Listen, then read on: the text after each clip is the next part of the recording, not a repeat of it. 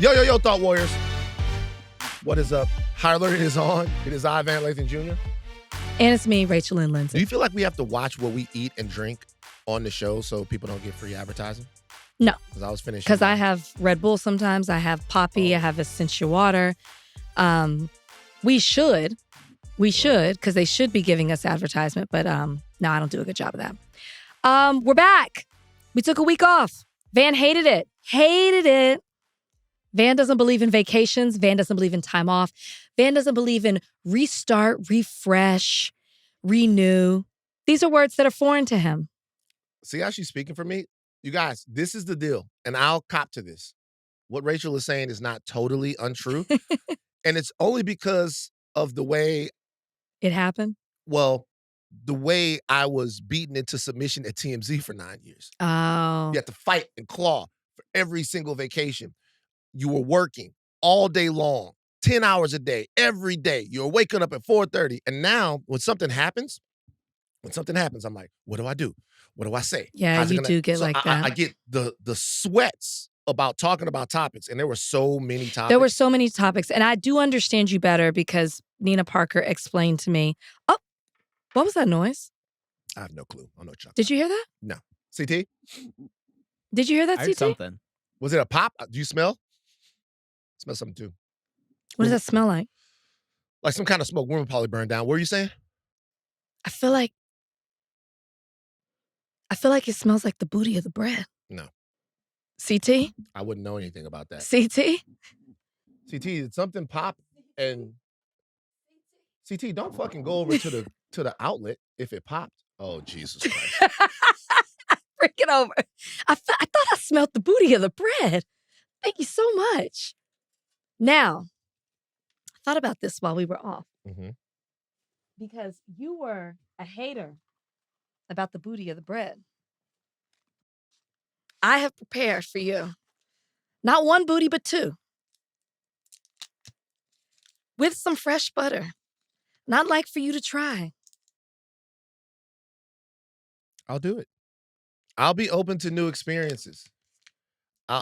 This is disgusting though. Why? CT, just to let you know, you being in on this, and Donnie, I know you were in on it too. No, Donnie has no idea. Nope. Because people often make, look at that. Let me see the back of it. Disgusting. Oh my God.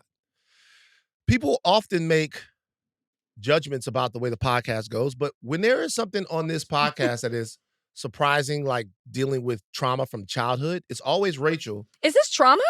Well, it's not trauma, but it's something you're always getting at me with stuff from childhood. I actually didn't think that this was Freddy a get Krueger. at. I thought that this was more of a, I'd like to change your come in this room mind. one day and it's going to be full of birds in this bitch. I thought this was something nice you could try. Let's try it. You questioned it. People Look at kind of this backed me cheap-ass up. plate. CT, is this one of your plates? Let me see. I'm not gonna bring a real Fresh plate. from Vermont. It's whack. It sucks. Oh, please. You hadn't even fully tasted it before you got down to the booty. You hadn't fully let it even hit. So you just toast it. You don't put no jam on it or nothing? I'm only working with so much. I don't like jam personally. Jam. Let me tell you something. So it's not terrible. Okay, thank you. All right. Thank It's you. not as good as the regular stuff, but it's not terrible. But really what's doing the work here, and I hate to, once again, free advertising, but the Kerrygold butter is just fucking Kerrygold butter. That's when I knew. That's when I knew that it was different levels. Because when people started bringing out the Kerrygold butter, I was used to the regular butter when people started bringing out the Kerrygold butter, it look all whatever, you put it on there, and that Kerrygold butter, look at that. Looks like oof. Okay, good. Oh, It's good, see? It's good, it's good, it's All good. Okay, now what were we saying? I can't remember. We gotta get to the things we Oh, missed. a lot of news. No, that's literally where we left off. There's a lot happened. A lot happened this past week. We got a couple of things on the podcast we're gonna get to today. WNBA stuff. We're gonna tap in with some Black farmers and get their experiences on being a Black farmer, how tough it is, also, and how amazing it is. But also, we're going to talk about some of the Trump administration and their recent decisions and how that is affecting Black farmers. Okay, it's a big deal. But let's talk about some things we missed. Donnie?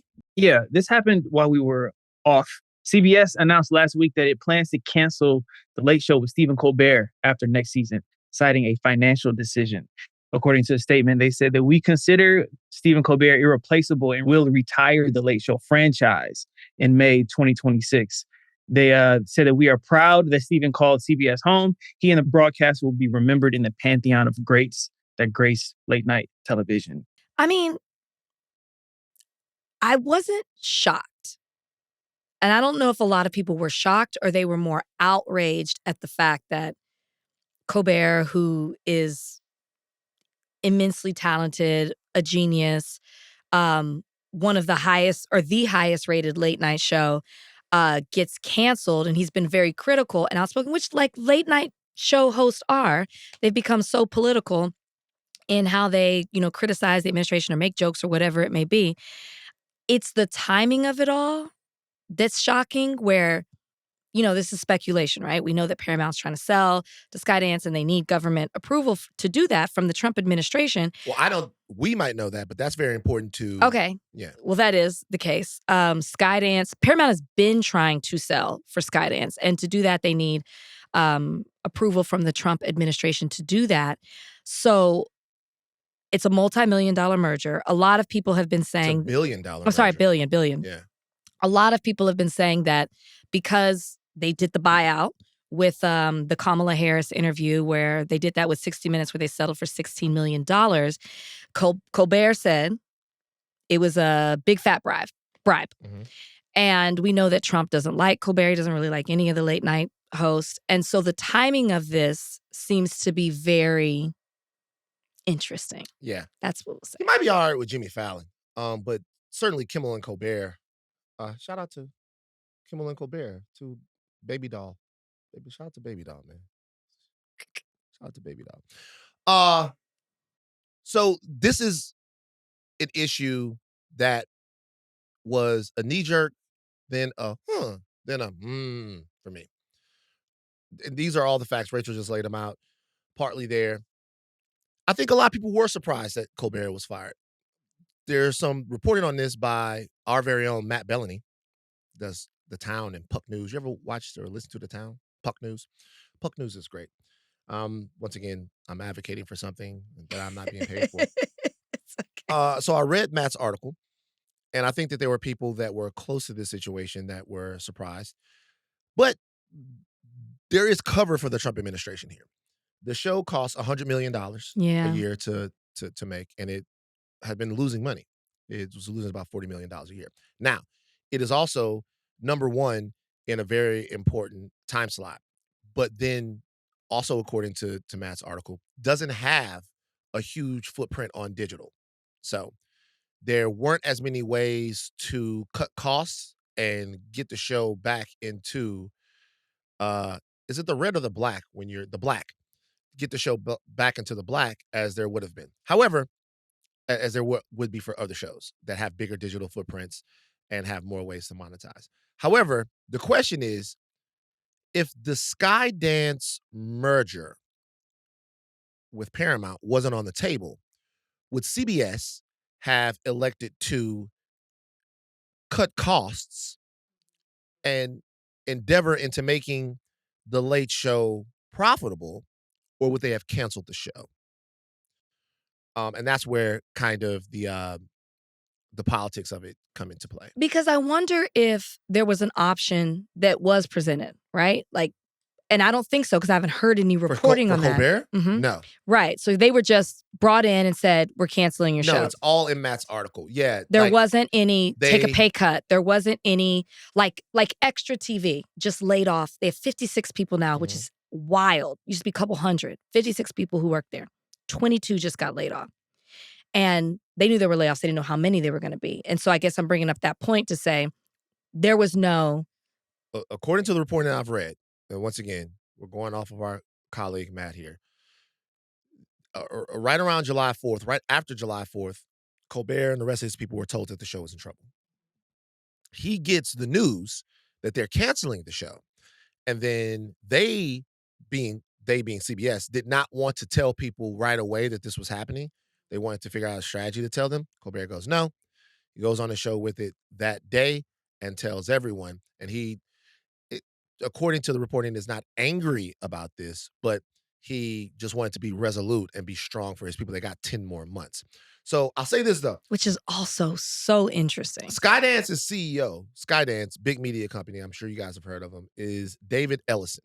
You guys might know David Ellison. That is the son of Larry Ellison, who is the founder of Oracle, right? These are very, very rich people. Skydance has been doing their thing for a while.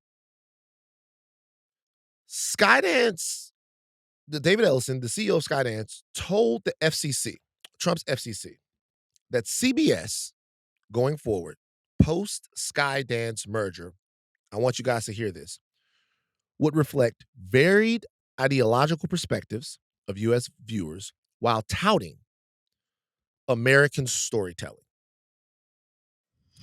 Okay. Also, there's something else. Bari Weiss, who is the owner-operator of a vertical called The Free Press. I don't know if you guys have heard of Bari Weiss.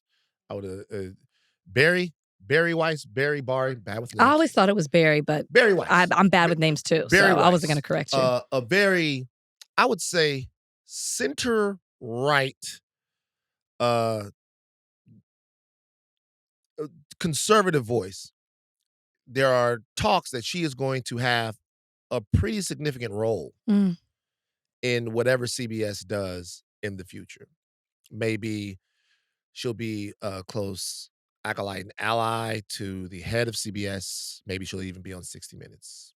So CBS is, if you look at them as a far left outlet, you're probably crazy. But they're making sure that they throw enough red meat to the Trump administration that this merger is approved, and that the Trump administration knows that there'll be a change in programming on CBS, on 60 Minutes, in their overall coverage and their American storytelling, or reflecting a diversity of American views, which I guess Trump and them didn't think that they were doing before that.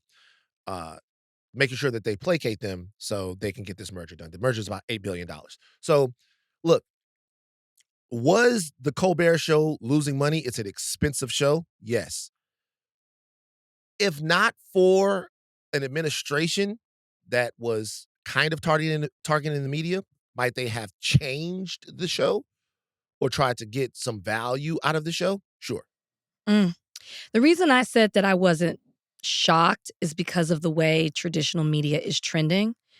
Most people, the audience that sits down and says, hey, I'm going to watch The Late Show tonight is dwindling, as people are getting older. So most people catch their clips, and to your point of Colbert Show not having as big of a digital footprint, most people catch their clips of Jimmy Kimmel or Fallon in the morning. They're not even watching it late night, right? So the name is almost doesn't even really matter anymore. They're watching it the next day. They're watching it on social media. They're watching it whenever they want.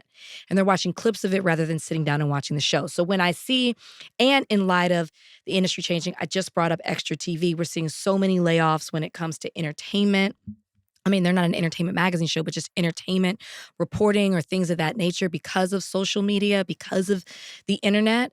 I wasn't shocked by it. But when you bring up all the points, which, I talked about Skydance and the merger, and then you talking about that, and then me also remembering, Bill Owens resigned because he said from 60 Minutes as the chief, executive producer, because he said he couldn't do his job anymore. He was getting leaned on by the administration. Yeah, and so it's very obvious what's going on over there with CBS. And I think, of course, we're speculating here because nothing has been proven. What the fuck? What?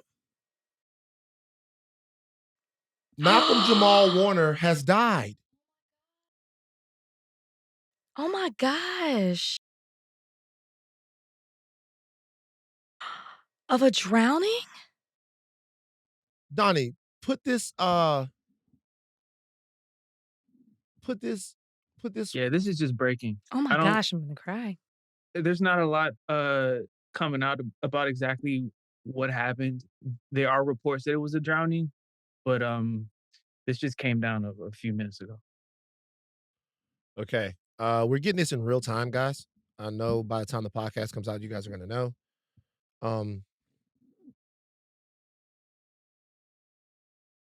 This is an unconfirmed, though reliable source who says that Malcolm-Jamal Warner has died, this according to TMZ, as a result of an accidental drowning. It is a very sparse article on TMZ right now, and that's because they don't know very much. So the article basically just gives you a headline, a gallery, and then it says that it goes back through Malcolm Jamal Warner's career.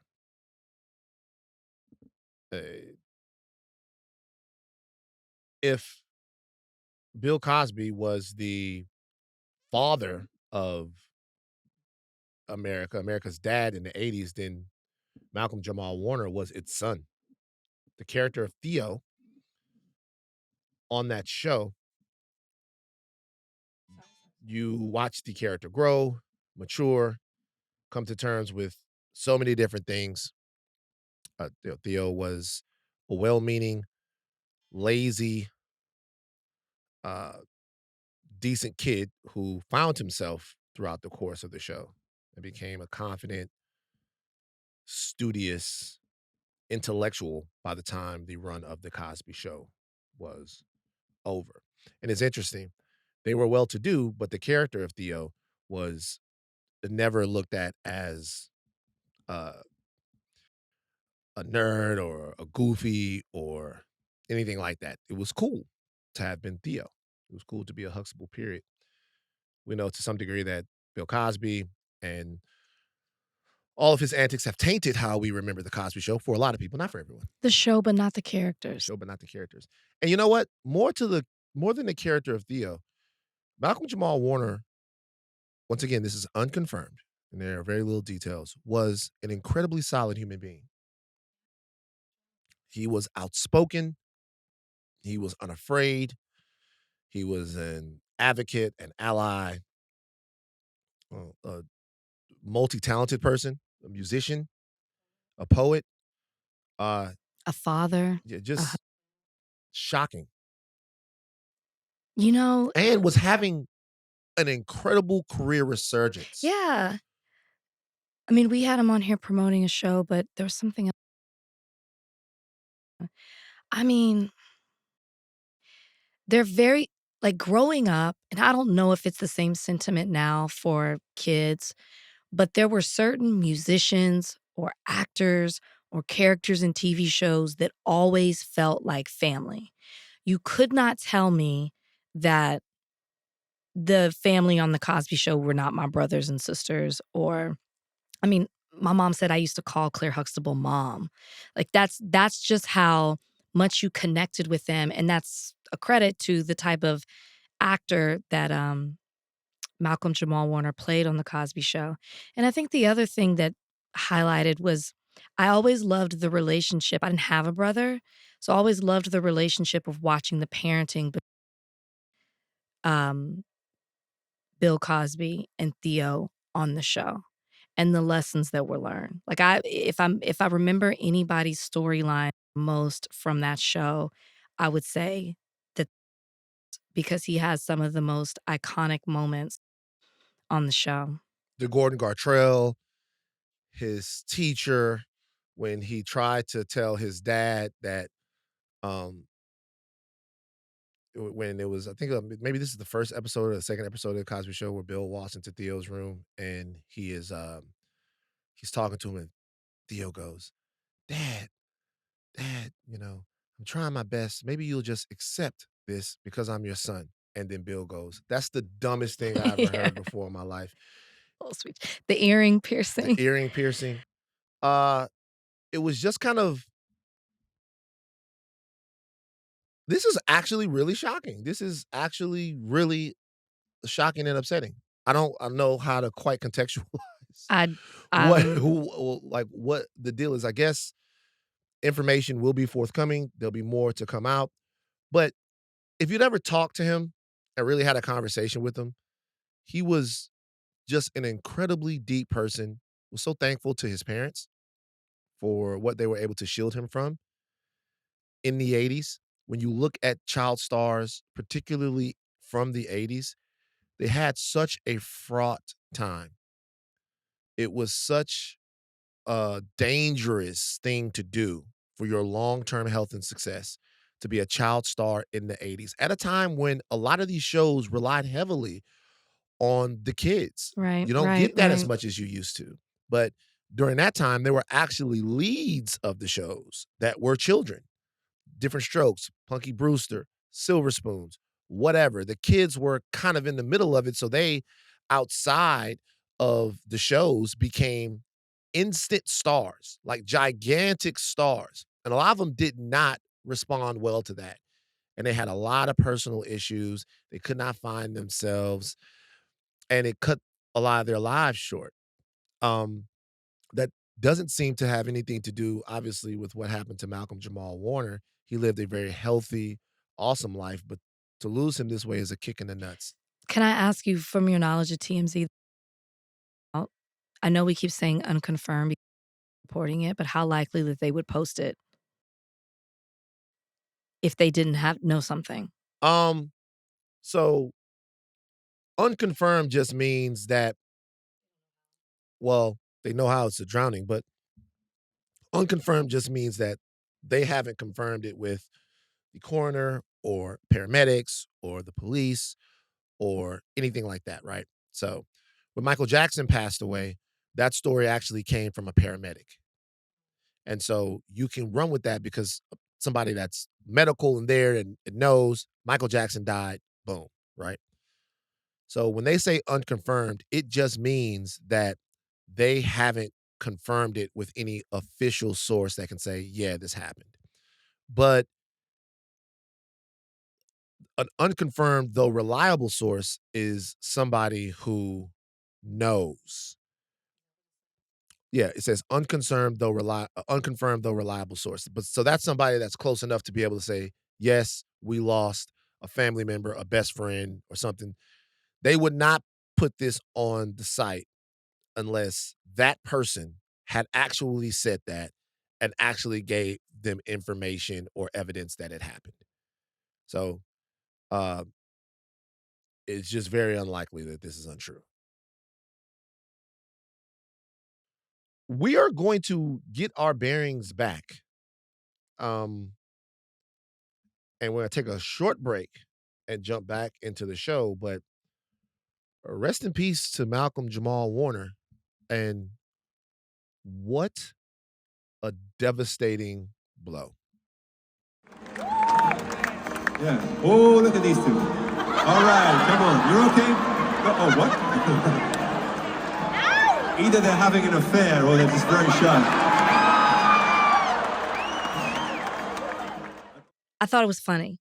A lot of people, though, can I just say, are trying to say it's not funny. What's not funny about it? Well, and this is where it gets into the whole, like, people are being just a little too sensitive when it comes to it. There are a number of people who are like, this affected a wife and children and families and jobs. And I'm like, guys, that is true. And nobody's taking away from that. But the whole way it played out was funny. Man, like, they y'all, tell them come people on. to shut the fuck up. I'm sick Come of this on. shit. It's funny. It is funny. It's funny. It is funny. If this is not funny, what's funny? It's very funny. First of all, the hubris for this guy who has this much on the line to go to the Coldplay concert and be on the Jumbotron, be hugged up at the Coldplay concert. The hubris of the gentleman. That's funny. Her too. Her too, of course. And I don't know if she's married, though. She's married. Okay, cool. To apparently one of the oldest and wealthiest families in Boston. There you go. So the hubris of all of them. First of all, it's funny that they white. Okay. I love this. You love peak white mess. I love white mess, man. I love white mess. Because this is some Zeus TV shit that they got themselves involved in. This is Baddies Boston. It could have gone so... What would you have done? In that situation?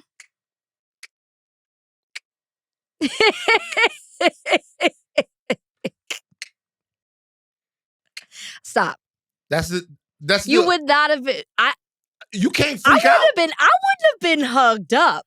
I wouldn't have been not hugged in a up. company suite. Allegedly, it was a company suite. So that's where I'm always like, so there were other employees around. There were other. To get caught. I mean, I'm clearly sorry. that girl next to them knew because she was smiling. The woman was trying to talk to her. She was like, don't talk to me. I have a theory here.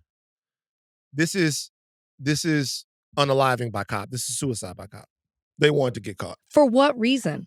Because then they didn't see it all the way through. They wanted to get caught. Much like what we're going to discuss later with Trump and Epstein. You started something and you didn't see it all the way through. The reaction doesn't make sense. The action doesn't make sense. The reaction totally makes sense. No, it doesn't. Why? Them people don't know who you are. Why are you freaking out? I think most people, Donnie, Ashleigh, I think most people would have freaked out. They wouldn't have been like, just don't move, don't say anything. They would have been like, oh my gosh. Now, him ducking was wild, but her holding her mouth and turning around, like it was, and I don't think that they thought Chris Martin was going to say what he said. I don't think, and because he said what he said, the camera stayed on them. It didn't just do a quick thing. It was, Donnie, what do you think a normal reaction would have been? Watch what Donnie say. They should have played it cool. Exactly. We know what they should have done, but what do you think you would have done in that situation? I think I would have played it cool. I don't think I would have reacted. Please. Okay, honestly, I wouldn't be in this situation. Wrong answer. I knew he was going to say that. Well, we knew he was going to say that. Play along, Donnie. Play along. I knew he was going to say that. Look, here's the deal. The guy resigned. I would have been like, the guy resigned. He resigned. So the blowback cost him the CEO position over at Astronomer Inc. Do you think he should have? No. I think he should have. Why? He is the CEO of that company. Yeah. Meaning he is, and it's not a moral thing, right? Like what people do, that's fine. It's more of a business thing and the perception of it. You are the leader of this company. You're the face of this company. You represent it. Now, and as a leader, people look up to you. They follow you. You're supposed to have an ethical sense of leadership. Oh, no. No. That is true. That's why. CEO. No. But what are you talking about? But that's why most companies haven't. We don't know what the bylaws are for this company, but most people have in their bylaws that, you know, if there's a relationship, an inter-office relationship, it's reported to HR. Well, how could he report it to HR when he was doing it with the HR person? Like, it's so complicated. There's so many like legal risks with it as well. I'm telling you, it looks like it's favoritism. It looks like that he can't be objective when it comes to certain things because he is having and then think about this. If you're an employee and you have an issue with him, okay, who do you go to? You can't go to her. Because she obviously has an allegiance to him. She can't fully do her job and be fucking him on the side. So why doesn't she resign then? No, I think they both should resign. Okay, so my thing is this. I don't believe in resignation over non-criminal scandal. But then, so you didn't hear me because it's about, can you do your job effectively and efficiently? They can't with the positions they have. I disagree. Okay, go ahead. I think that there's a possibility that there needs to be a level set that happens, but you've worked in offices, I've worked in offices, and people in the offices are having sex. For sure. They're fucking. If this person was somebody that was, now obviously he's the CEO, so everyone is under him, right? Exactly. But if he in some way was being threatening to her, or if he was pushing himself on her, or if he was in some kind of way leveraging his power over her, then that would be cause for his resignation. But him having a relationship with somebody that's in the same company as him, if it's illicit or above board, that to me, so if he wasn't married and he was the CEO having a relationship with the HR person, would he have to resign then? Well, it depends how they handle the situation, in my opinion, right?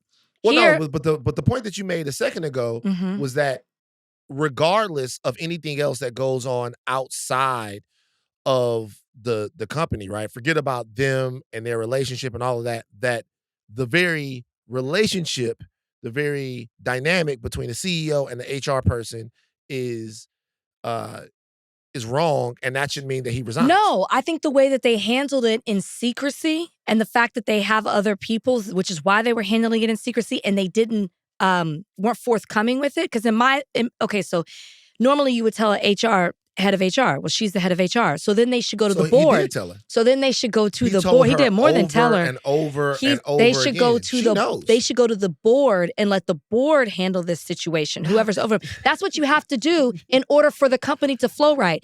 If I knew that the boss that I was working with was messing with HR and I have a true issue with something that's happening within the company with him, right? Because it's also coming out that at prior places that he worked at, he was very toxic. He creates a toxic atmosphere. Let's just say that that's true, right?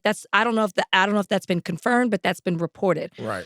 If that's true, and he makes you feel a certain way, who do you go to complain? So you can't. But you're putting so much hot sauce on this, right? So he's not resigning because he's fucking the HR person. That's not why he's resigning. He is resigning over some moral shit, right?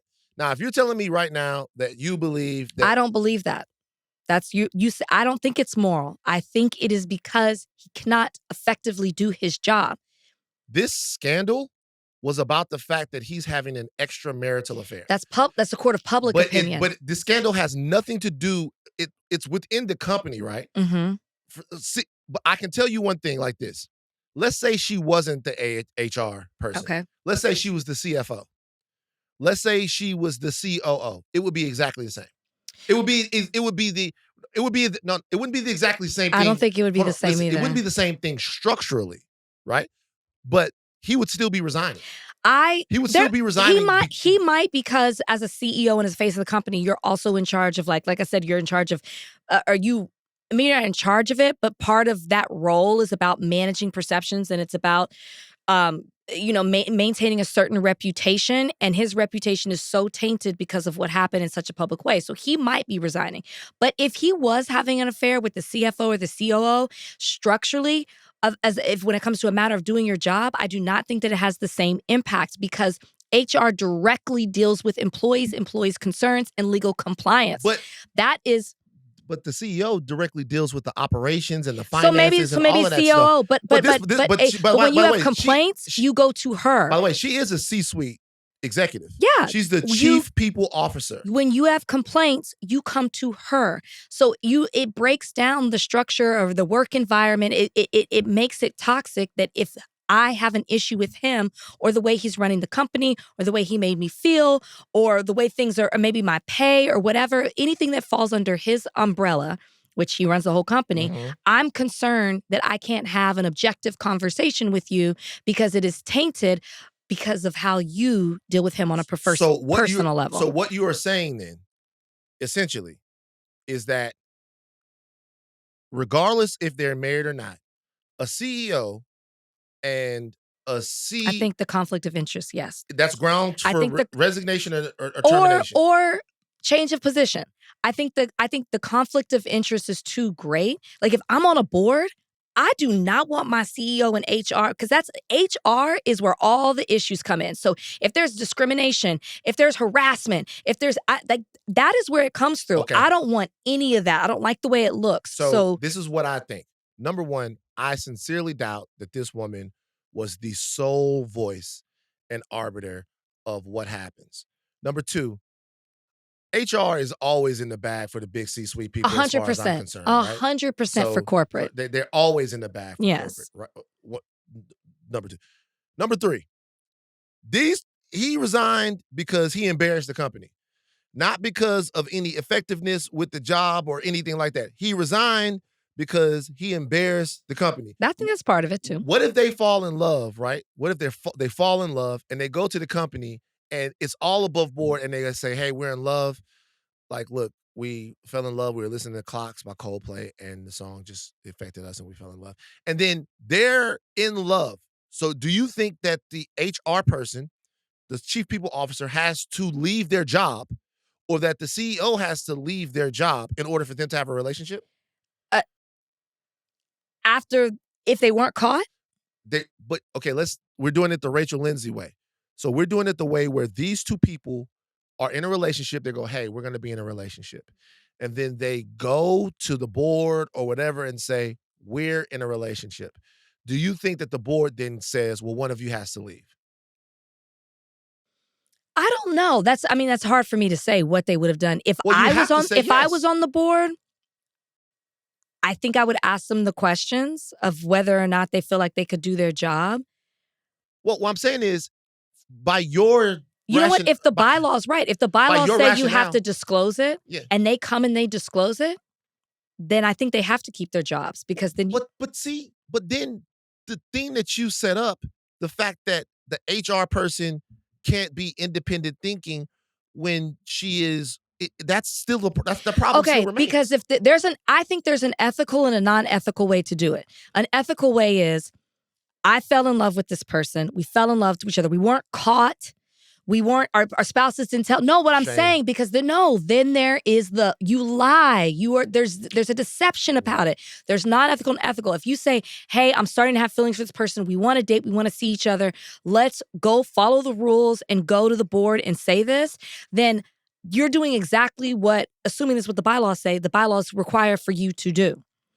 Of course, more eyes are going to be on them, or can you do your job efficiently and effectively? But when you sneak around, or there's reporting that certain employees, knew about it and were subjected to the affair, couldn't say anything. If you're using the power dynamic to all of that stuff you just made up, by the way. No. I said there is some I've seen some. I don't know if it's confirmed. I'm just saying it. Fine, take that part out.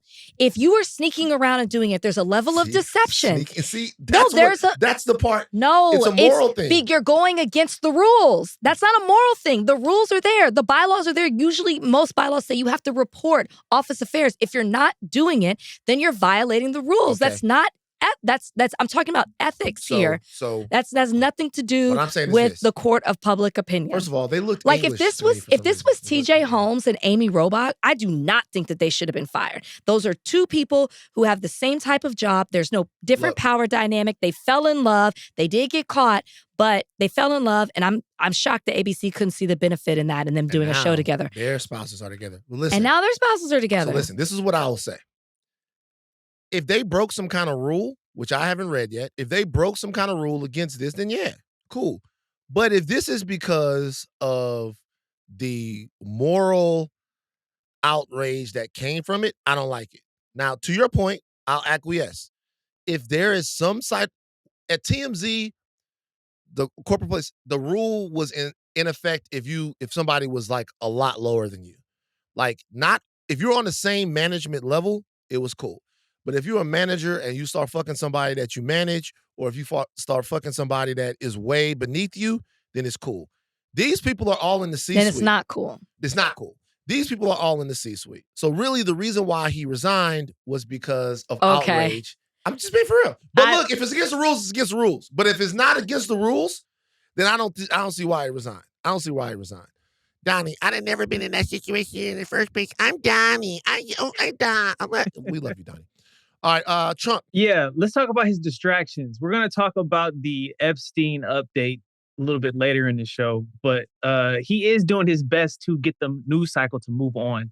And as of this morning, Monday morning, his latest distraction is to threaten the Washington Commanders to change their name back to the slur. He wrote this about the NFL's Commanders. I put a restriction on them.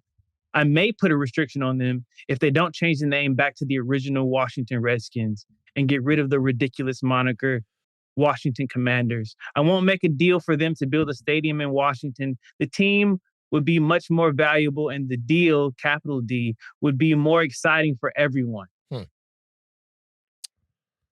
So we're going to get to Glaze of the Week later on. But I'm going to ask a question, and the question is going to be uncomfortable to hear. All right, Donnie, Ashleigh, Rachel, audience, you ready? Trigger warning. Is everybody ready? It's going to be uncomfortable to hear this question. Okay. But this is the question. Let's say you walked into a house and you knew in the back room of that house, in the back room where you couldn't see, you knew it, or you strongly believed it, that in the back room of that house, someone was abusing a 13-year-old person. right? What could happen in the living room where you're at to distract you from that fact? Exactly. Nothing. If you strongly believed or knew that someone was being abused in the back room of the house, there's nothing that could happen in the front room of the house that will be able to distract you from that. So, for anyone that believes there is a government conspiracy to protect vicious, terrible pedophiles that have been running a pedophile ring for years or involved in a pedophile ring for years or are using things that other people did to leverage high profile and powerful people. If you believe that, there should be nothing that anyone can do to distract you from that. Not fake charges against Barack Obama, not the name of the Washington Commanders, nothing. If you truly think and believe that people, the most powerful and influential people in our government, were involved in a decades-long conspiracy to abuse children, then you need to stay laser focused on that. You need to stay laser focused on that entire deal. So there should be nothing that Donald Trump can say, nothing that Donald Trump can do to get people off of the fact that he is acting really strangely in regards to Jeffrey Epstein. Really strangely. That's it. I mean, there's really nothing much to add to that. You're right. I can't say anything to that. You're You know right. what? Let's just get to Glaze of the Week real quick. Because there's a lot of stuff they're trying to distract you with. So just You know what? Let's do the Glaze of the do Week. the Donnie, Glaze of the Week. Give me my music, goddammit. Glaze of the week, glaze of the week. You're on somebody's meat. It's the glaze of the week, glaze of the week, glaze of the week. You're sucking dick. All right, this is easy. Glaze of the Week is anyone who is trusting Donald Trump over the Epstein files. Anyone. Anyone at all that is trusting Donald Trump. That's you, Ben Shapiro. That's you, Charlie Kirk. That's Cat Turd, whomever. That's everyone who is trusting Donald Trump over the Epstein files. This one is super easy. Think of how big of a glaze it is to go from believing that there is a secret government conspiracy to protect powerful pedophiles from accountability. A conspiracy that you believe involves a wealthy leader of a child-abusing cabal that might also be a foreign intelligence asset. Think about all of that stuff together, right? And then you just punt on it. You just punt on it. No more. Nothing to see here. With no evidence to prove that what you believed wasn't true. That would be like if Dr. Umar had one conversation with Kanye West and then was like, I love white women. You'd be like, what the fuck, Dr. Umar? What?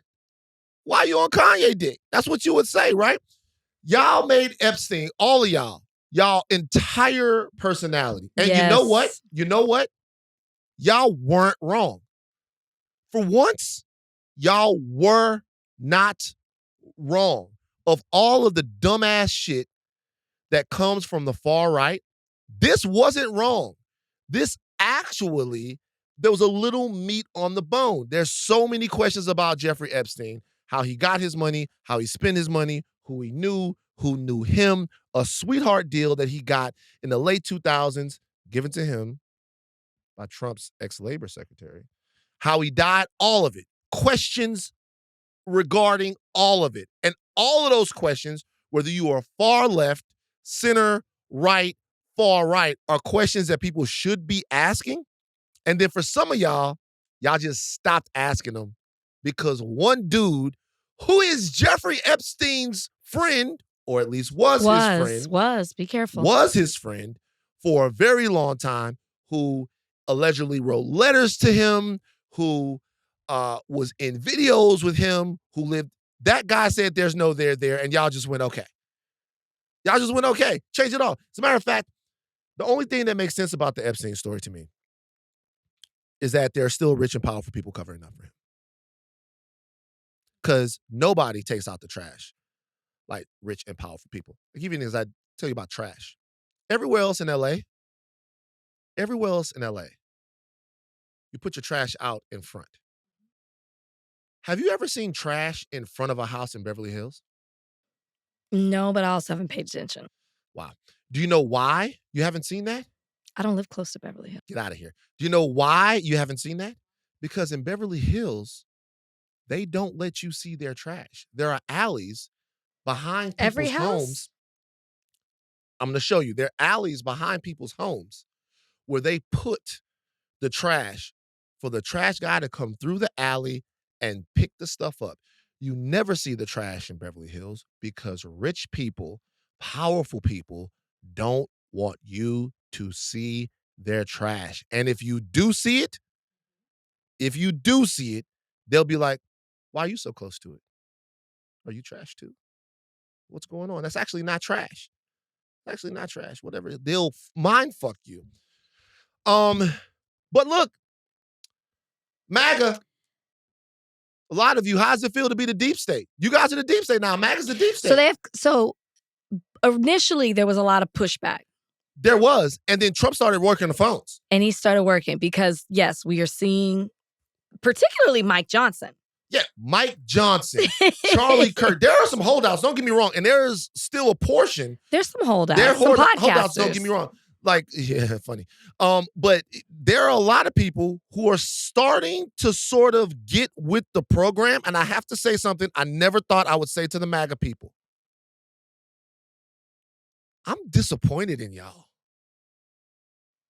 This is what made you disappointed? I'm disappointed in y'all. I'm actually disappointed.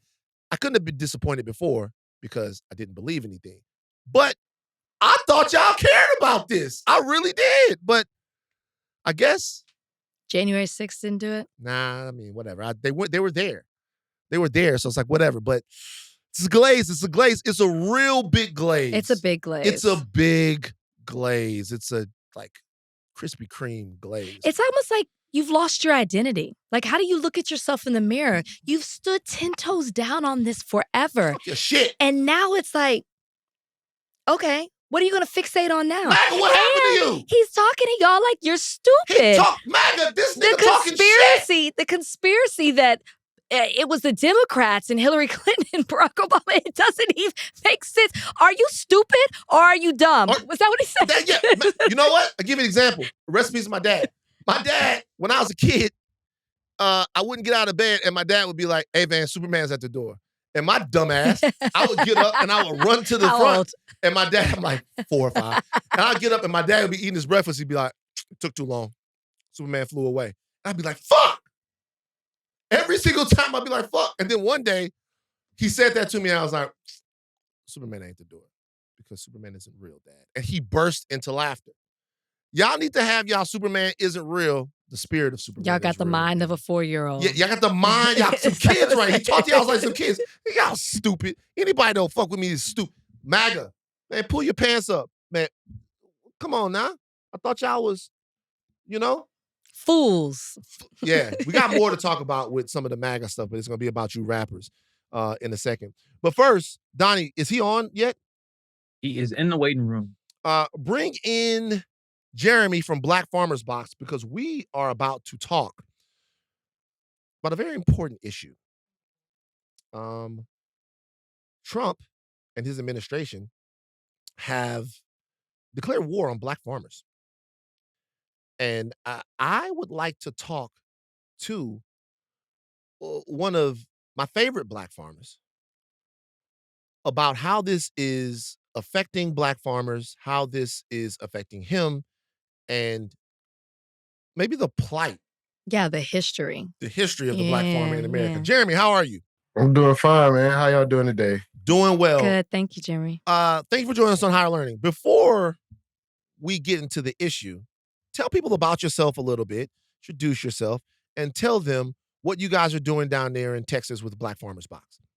Oh, that's awesome, man. So my name is Jeremy Peaches. I would say I'll be a second-generation producer. I'm a farmer. I'm also an entrepreneur. In Houston, Texas, I have a grocery store called Fresh House Grocery, as well as a concept called Black Farmer Box. But yeah, overall, I'm just an agriculture and food advocate, man, a young entrepreneur. Where in Houston? Yeah, on the south side of Houston, close to Third Ward, but in Sunnyside specifically. My people are from South Park. So, Oh, yeah, we yeah. right So around right the corner. there. Yeah. So tell us a little bit about the structure of what it is that you actually do. You grow, you plant, you grow, and then you have a storefront or infrastructure to get your product out to people. Tell people about how that works. Oh yeah, most definitely. So I grow seasonal organic vegetables. So whatever's in season in Texas, we're probably growing it 9 times out of 10, as well as we distribute like sweet potatoes from other farmers and also other produce. From there, our produce is either distributed to grocery stores, restaurants, um, food banks, farmers markets, sometimes, and distribution. And in between that, either we processing something to turn it to a value-added product, or we put it in a store inside of Houston. So pretty much kind of building like a vertically operated farm. I think it's so interesting. And I actually come from a family of farmers on my dad's side, but it really ended with my dad's generation. It was really my grandparents and my Right. great-grandparents down in South Texas, Beat County, Beeville area. But so I've always found it fascinating. But I am curious, before we get into just like the bigger picture, your second Sure. generation, like talk a little bit about your family and how they became farmers, and then why you decided to carry on the legacy. Because like I said, with my family, it stopped. Right. Oh yeah, so man, it's kind of two parts to that. One is like my last name is Peaches. I just came from my family reunion. My family kind of originated out the Vicksburg area, as well as the Delta and Greenville, Mississippi. And that area, or the area they stayed in, was a plantation called the LaGrange Plantation from General John L. Hebron. And they pretty much worked the land, kind of like all of our ancestors and things that they deal with, sharecropped. But even post that, my grandfather grew like huge gardens and fed the community. So my name like actually just comes from the roots of slavery, the roots of farming, and most Southern ancestry that we all have. But then the second part of it is like growing up. I always had a passion for plants and animals. If you're from Houston, we ride horses. We into the trail ride scene. And I eventually just went to college for it. I went to Prairie Indian University, got a degree in agriculture and animal science, worked for the USDA, numerous Oh. consulting firms. Like my whole like just background, especially over the last 10 years, is primarily been in the agriculture industry, from hydroponics, aquaponics, traditional growing, anything you want to do with agriculture. Okay, so listen, let's get into it now. All right. Right. The headline is this: USDA ends key support for Black farmers amid Trump's anti-DEI orders. All right.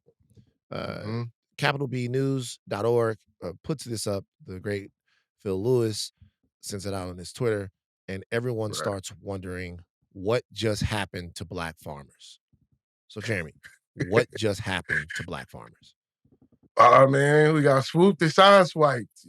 If you go 11 months back, pretty much prior to this administration, $2 billion were served out to farmers and producers, as well as multiple, specifically for African American farmers, multiple programs for funding, for assistance, and then furthermore, just the food LFDA program that was sent out for school programs, for food banks. All that funding was cut. So Black farmers were duped, then going into this administration. And then farmers in general were duped again from programs, loans, all these promises, not What even a year ago. What do you mean duped? How are they duped? Okay, so it was a huge lawsuit going out about paying farmers for discrimination from the USDA for over all these years. It was a agreement and a ruling. So it was about $2 billion that were allocated. Some of the money was distributed, but most of the money didn't get distributed because we moved it to a new administration, and as well as what we saw, not even just with the tariffs, with the cutting of a lot of farm programs, that money was slashed and deallocated. So you have people with energy of being excited. Hey, finally, we're going to get it paid back. we're going to get some type of reparations or just payments back in general, and that doesn't happen. So it leaves both, traditional Black farmers, confused and bewildered. Then also farmers in general, we just lost out on a lot of money. So you lost out on a lot of money that was promised to you that Hmm. from the Biden administration.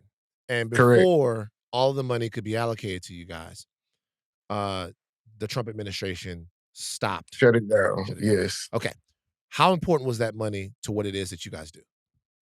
Oh, it was specifically for our operation. It was very important because we at a phase of kind of like building capacity, right? Farmers need more equipment. Technology is also changing with the equipment and labor. So with those funds, you're expecting to be able to build more capacity, create more jobs, ultimately feed more people, as well as build businesses. So I think that was a huge setback. I think for the agriculture industry altogether, prices are high out here. Just land cost, as well as just support that's needed through traditional government programming. If you're doing commercial commodities as well, you're expecting these subsidies and these payments. So with these programs being cut, you pretty much, are on your own. Let's take it back because we're talking about this money that the Biden administration was going to give Right. to, I'll use the term, socially disadvantaged farmers, which I know we'll Yeah. talk about in a little bit. But there's a reason for that, right? They just Okay. didn't get in this administration and say, hey, we're going to do this. There's a reason because there's a history there.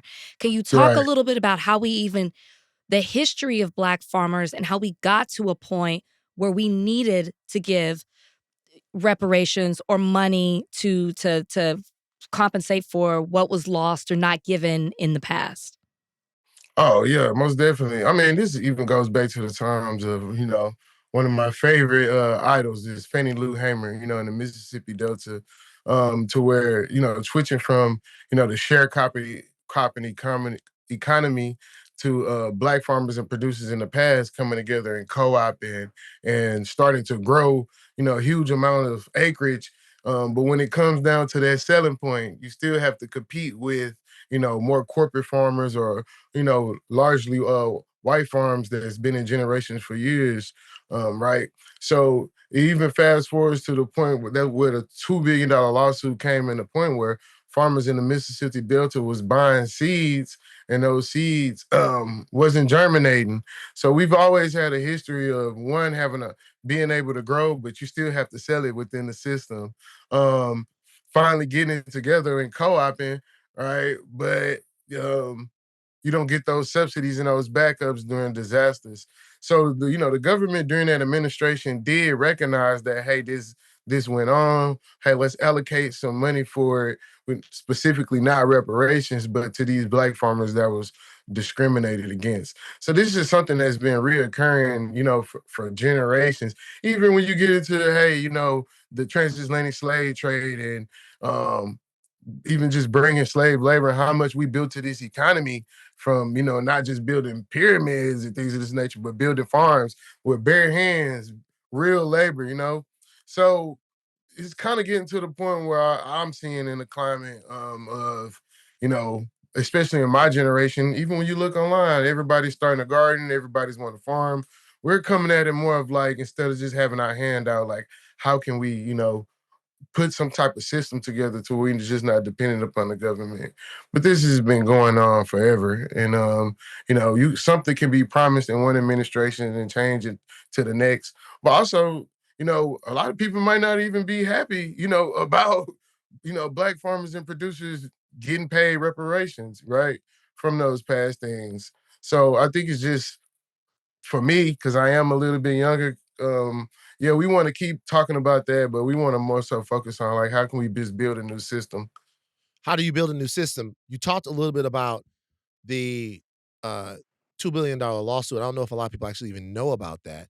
That some time Right. ago, a group of Black farmers got together and they sued the government because they weren't getting their fair share of government subsidies or whatever was happening. First of all, explain that lawsuit. They actually won that lawsuit. Explain that lawsuit and then explain maybe where some of the reparatory initiatives were coming from. Like, what do black farmers need that they're not getting from the American government? And maybe more to the point, are white farmers getting something from the American government that black farmers aren't getting? Okay, yeah, that's a great, question. One, to the first thing is, again, most farms, black farms specifically, they're not necessarily generational farms, right? Um, it goes back again. Their parents probably passed it down, inherited. So compared to most traditional black farms, they didn't get a lot of, grants. They didn't get a lot of loans, and you're building every year versus something that's already built that you have to maintain. This is the comparison, that is always used. So we have something called the USDA, NRCS, or Farm Service Agencies. These offices are in every state, every city, every county. These are the people that administer the grants and the loans from the USDA, right? So me and you could go inside of the USDA office and fill out the same packet, the same form. So what you start to see is less African Americans going to office and getting approved for these subsidies, for these grants, for these loans.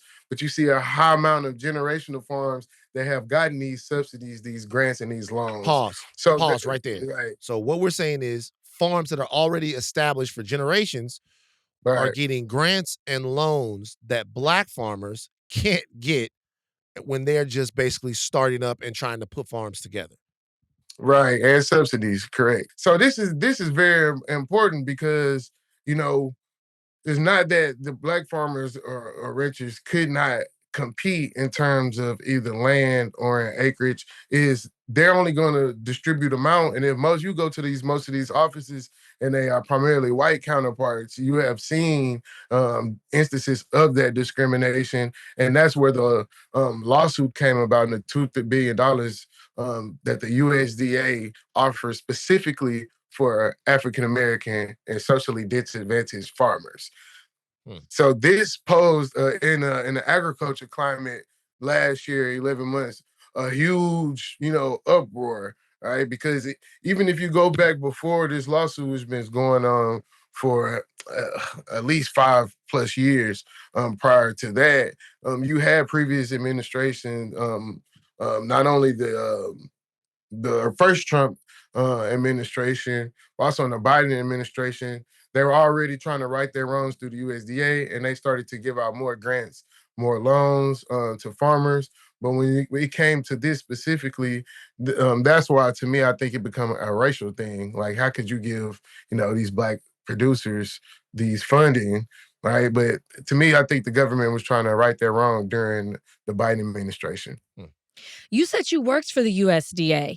What Yes. did you, so you had, direct knowledge, you're right there. What did you see in regards to, and I'm curious to what department, but what did you see in regards to, I guess, the indiscrepancies or the discrimination maybe that was towards black farmers versus what white farmers were getting? Yeah, so during my tenure throughout the USDA, I worked for the NRCS. So the NRCS, they gave technical support, but they help you package the package, right? But from there, it goes to the farm service agencies. Once you get a farm number, which anybody can apply from in any state, that's what allows you to get either that grant or that loan process. So I think once the technical agency assists you and help you package a package and it goes to FSA, that's where you start to see an issue at. And I think it's mainly because, what rubric or what criteria are we, you know, testing these individuals on to be able to see if they could be able to repay this loan. Usually it's at a lower interest rate, but I think, that's where that racial thing come into place. Statistically, that was their ruling to give the $2 billion, was that one may have the farm and be able to produce, but the other one has been doing this for multi-generations for a longer period of time. Right. So that's where it's a decision based on FSA. And that's where the discrimination lies, which mainly happen to be a huge, white counterparts in rural towns. So they were getting favorable treatment because they were looked at as being more stable farms. Mm, yeah. Um, where does the historic land loss of Black Americans figure into this? I mean, we wouldn't be having to start new farms if Right. our land from the past that we had wasn't taken from us through contract buying schemes from white terrorism, things like that. Uh, how do we get land? What is the way to go forward and feed ourselves if we don't have any help from a government that was party in taking our land? So it goes back to square one. We have to get creative and also be better at pulling our resources together. Yes, most of Black family land is either tied up in trust or air properties, Mm. right? And when you get into that, you get into hey, one family member might sell, the other one might not. You have to come into an all agreement. So I think it has to be like a collective thing about our culture getting together. Like if anybody has land and it's not being utilized, hey, how can we lease this? How can we develop more farms and more systems to be able to, make our land way more viable now? The cost of land has gone up extreme amount, also as well. A lot of people are leaving the rural areas and going to, major cities. So I think this is actually the opportunity, right? To where as look how many of these small towns and how much land that auntie and our uncle Roger or something might have, and they're staying in California per se, like hey, how can we put these businesses together and these systems together? um I try to be like more like, hey, we've had this conversation, about, generational issues and discriminations. Like I said, more of the conversations that I'm having now with my counterparts is just a totally, you know, leaving from the traditional system and being dependent upon them.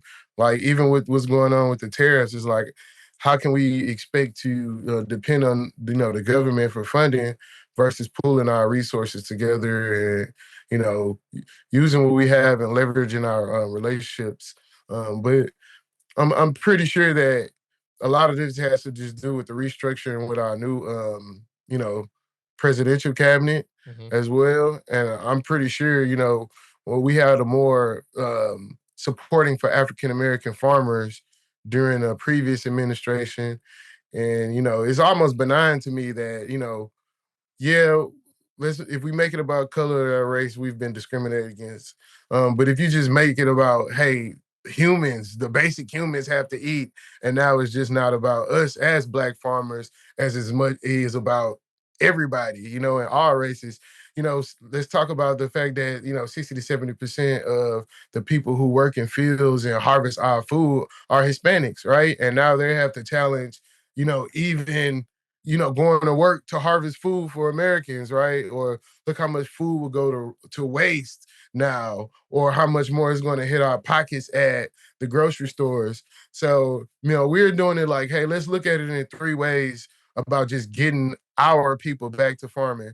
One, for sustenance. If you could start a garden, a garden club or something like your backyard hey, let's do that. Two, for nonprofitism, we need to activate everybody that's in a nonprofit to not only apply for like, even though we have issues with government grants but corporations, right? Other entities that can help on the nonprofitism and education space, right? And just get people activating and making it cool again, like we're doing. But then when you get to the corporate scale or mid-scale farming and production and processing, hey, let's really like pull together a network and start to make our own products, our own distributors, processors, and grow on a large scale and connect those dots with the markets and the marketing. Hmm. But you know, there's Wow. two ways we can look at it. We could be like, hey, why y'all keep doing this to us? And they've been doing it to my granddad,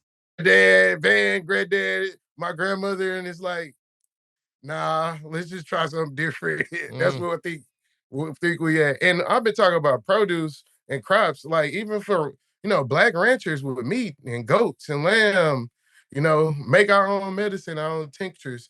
But let's look at it in those three lights. Like I could do it for myself, for sustenance, for my family. I can do it as community education and build our own systems. But on the big business, like, nah, we gotta build our own system. Mm. Word up. Jeremy, Thank you for joining us on Yo. Higher Learning, man. Thank Black you. Farmers Box. Hey, we met a Yes. couple of years ago on the Revolt show, and you know, it was Revolt sponsored by Target. Then Revolt got fucked up, and Target got fucked up too. It's crazy. Yeah. Well, shout out to Revolt. They're doing great. Shout out to No, Revolt. yeah, we appreciate the love. Shout out to Revolt.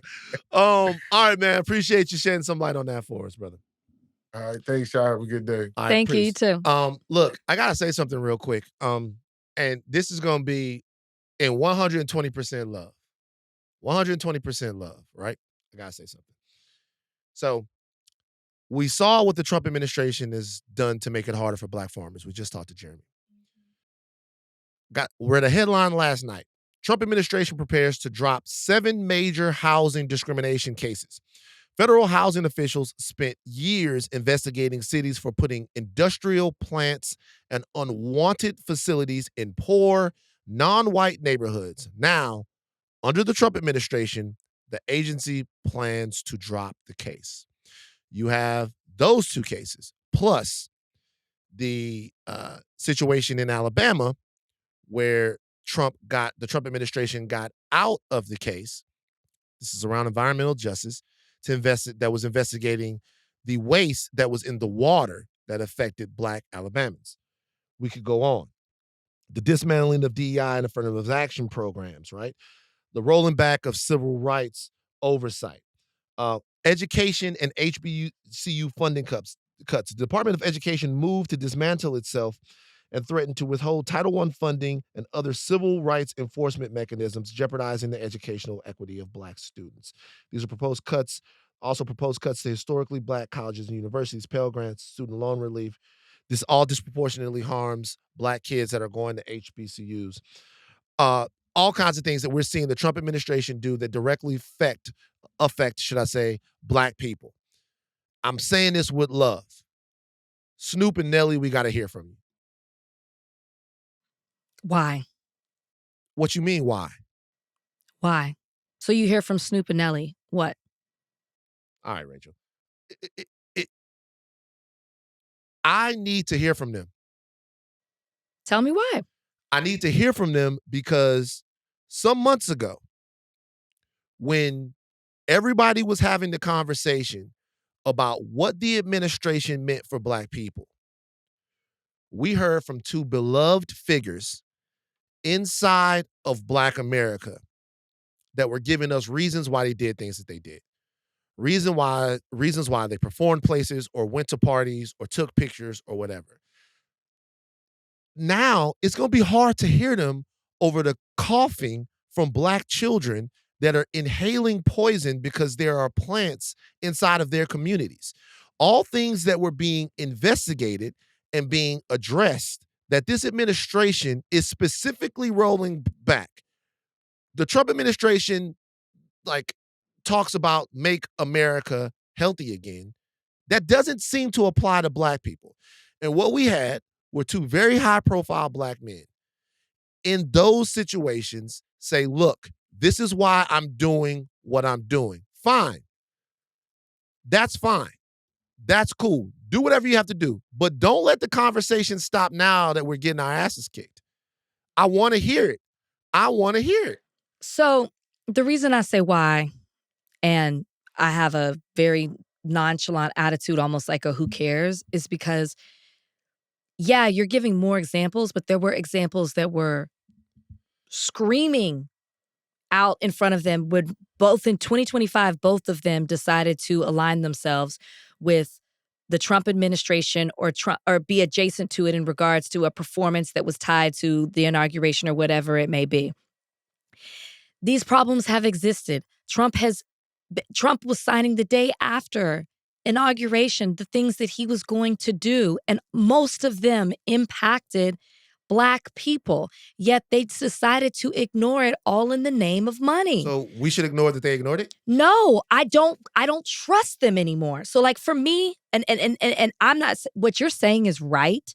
I'm telling you for me. For me, I'm not even against what you're saying. I'm just saying for me, why I have this take on it is because you have shown me who you are. And I just feel like that's the stuff, like the excuses that Nelly and Snoop Dogg gave never even addressed the concerns and the issues that Black people had and why they were upset with them. The way that they ignored them back when they decided to align themselves is the same way they will continue to ignore them. This almost goes towards something that we're going to talk about in regards to what's happening right now with the Wall Street Journal and Jeffrey Epstein and Donald Trump. The issues that Democrats have been, or liberals have been trying to put out there are not sexy enough and don't make headlines and don't get enough enough traction on social media as they should. Not like the Jeffrey Epstein of it all, because it's gossipy, it's messy, it's different. Like, people are more into seeing that kind of stuff than they are. But the real issues still exist, and we've been talking about them forever and ever. The same issues existed when Nelly did what he did and when Snoop did what he did. I guess I have no hope that we'll hear from them, so I've just detached and said, who cares at this point? They're not leaders in our community. Not true. I don't feel like they are leaders in our community because of what they did. They've shown that there is an amount that will cause them to ignore the issues in our community rather than align with the community. There's a price. They showed that. Deeply frustrating to me. Okay, that's just how I feel about it. The reason, I'm not looking for them to make a statement. The reason why it's deeply frustrating is because of two things. Number one, both Nelly and Snoop and anybody else that align themselves with the Trump administration that is a prominent Black person, they move around with a gigantic amount of cultural credibility and cachet that Black people gave to them. For sure. Right. And so everything that they're able to sell, everything that they're able to do, the reason why Nelly is able to perform for President Trump, the reason why Nelly is Nelly, the reason why Snoop is Snoop is because Black people made them, and then white people got onto what Black people are doing. So that means that we stay in constant conversation with people who are wielding social power and cultural power that we gave to them. Because the same way that they wield social and cultural power that we gave to them in our favor, they can wield it against us once corporate and political interests have then captured those people. So what I'm saying is this. If the conversation can be had when it's time to perform for an inauguration or explain why you're doing it then, the conversation can be had with these people while Black people are suffering from policy. Not only can it happen, right? It has to happen. We have to go, what about this? Like, we have to. Because the reality is, if we ignore it, then, or if we don't even speak to it, forget about them specifically. With anyone who has any type of platform, anybody who has any type of platform, the same reason why I just asked the MAGA people earlier about the Epstein thing is the reason why I'm asking Snoop and Nelly about this, because they said and have demonstrated at different times, Snoop particularly, that they care and love Black people. Snoop has done a lot to demonstrate that he cares and loves Black people. I'm telling him right now that there's something that he did, something that he aligned himself with, that is hurting, that is codifying to me, culturally codifying a movement, the MAGA movement, Trump's movement, that is anti-Black. And my thing is just asking him if he cares. So it's not about whether or not I have an intellectual care about what Snoop or Nelly would say to a specific political decision, but I gotta be like, yo, man, look what you're doing. That's the that's the whole. I gotta be like, hey, look what you're doing. Look at this. And there's nothing wrong with that. I gotta be like, but we have got to be in constant conversation with them. We have to. With them too, in particular. With anyone. Well, that part I agree with. Well, they are the figureheads of this because for some reason, in the second Trump administration, Snoop decided that he was going to change his entire outlook or view on Donald Trump. We already talked about why that might have been. And not only say that he had love and respect for Donald Trump, but also then go to a Trump sponsored party. And then Nelly performs for him and then tells us about, look at all I've done in the past. I mean, look at all I've done in the past is fair. He has done a lot. But what I'm saying is this. We're going to anchor this conversation in the now. And in the now, there are decisions being made that are not just going to negatively affect Black people economically or socially. They're not going to be able to breathe. They're going to be drinking water with shit in it. And the bottom line is Snoop, Nelly, whomever it is out there that is Black and is supporting this administration, do you care about that? So here's my point. You're right. You're right. You're right. You're right.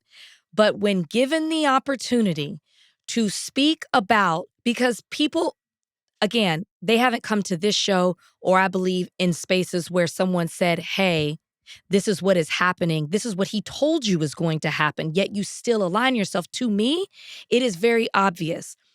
If they were here right now, you would ask them these questions. You would say, this is what's happening. You paint it in front of them just like you just painted for our audience and for me right now. The question is, if asked again to perform or to do anything that has a price on it, would you then do it? So what I would have needed to hear from them when they were defending all of this, I would have needed to hear either I got it wrong or I did not quite understand it, but if I was given the opportunity again, I wouldn't do it. That's not what was said.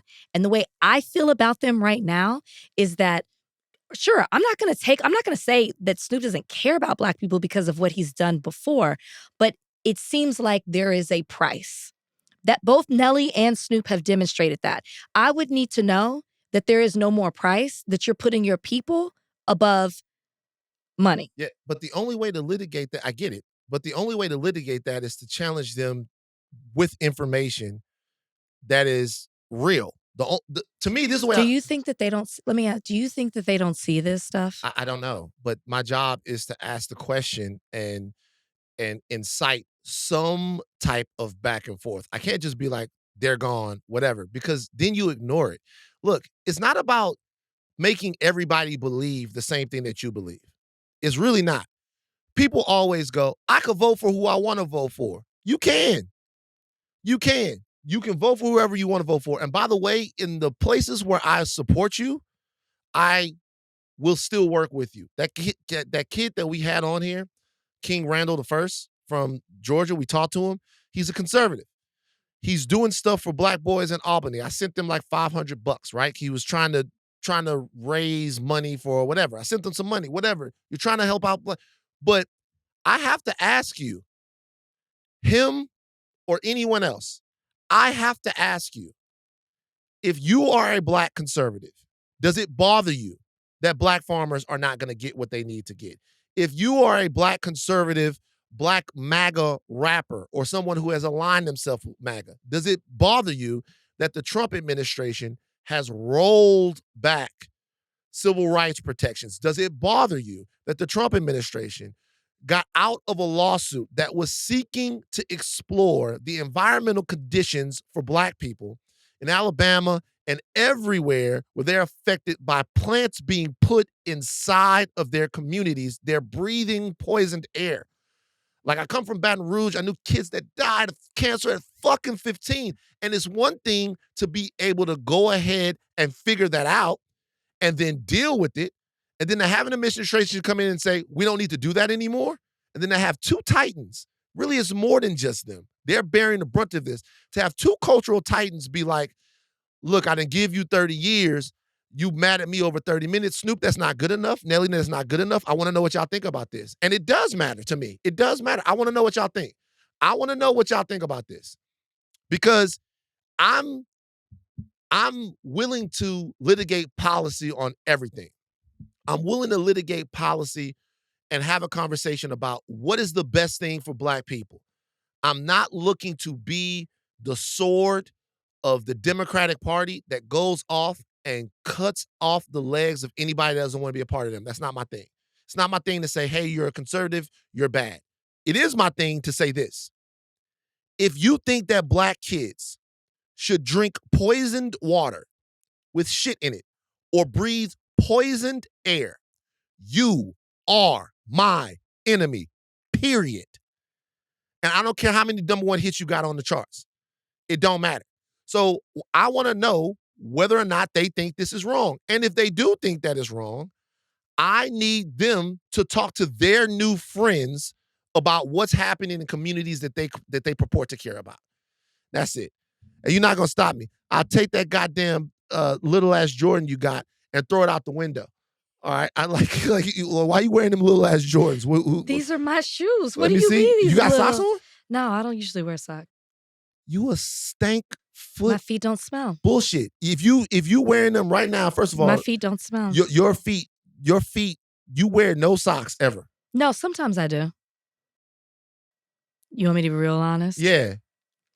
I really wanted these shoes. Okay. So I had to get a smaller size. I knew it.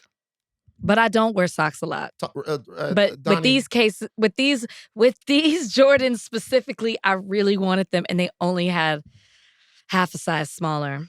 So what size are they? 7. So you got them, but you don't ever lace them up. No, I never lace them up. I could lace these up. I just can't wear socks. Do you have, because you're wearing shoes that are too small? Because I do that, right? One foot. I got them too big. I have shoes that are too big for me and too small for me because I really want. I don't know if I ever told you this before, but 1 foot is a 14 and 1 foot is a 15. Oh, so I'm a little bit of a half size. Yeah. With one and the other. So this left foot is a 14, this right foot is a 15. Mine, same with me. One's So bigger than that left is smaller. This right here, as far as the toes on the left, hammer time, baby. Hammer time. I mean, when I was playing a lot of basketball, the nail on my pinky toe would just fall off. I never had those problems. But I can lace these up. I just can't wear socks because my foot is a 7.5. Interesting. It's like my toe is like right here. But yeah. Donnie, let's go to the world of sports and entertainment. Yeah, let's do that. Ahead of the 2025 WNBA All-Star game that happened this past weekend, players wore these shirts with the messages that said, "Pay us what you owe us," as the Players Association is currently negotiating a new collective bargaining agreement. Did you guys see these T-shirts? What do you guys think? The message. What you think? I'm wearing my WNBA jersey right now. Yeah, Sparks? Well, it's Nessa's. She's at the Seattle Storm now, but this is when she was with the Sparks. I'm interested in what you thought about this. I think, I'm going to say they should be paid. Mm-hmm. They should be paid what they okay. When I saw it, I said, oh my gosh, because first off, the whole watching everything was just really exciting. It was a really great All-Star. And I used to work for the NBA, oh my gosh, 18 years ago. And we worked simultaneously with the WNBA, at least my department did. So I went to the All-Star game 18 years ago. It was nothing like this. So this was really exciting to see. I worked a little bit of it is what I meant to say. And when I saw the women all walk out in unity, I thought that was really cool because you see a lot, and we talk about it here on the podcast, you see a lot of storylines where they try to pit the players against each other, specifically the superstars, or say, the OGs are ganging up on, Caitlin Clark or whatever it may be.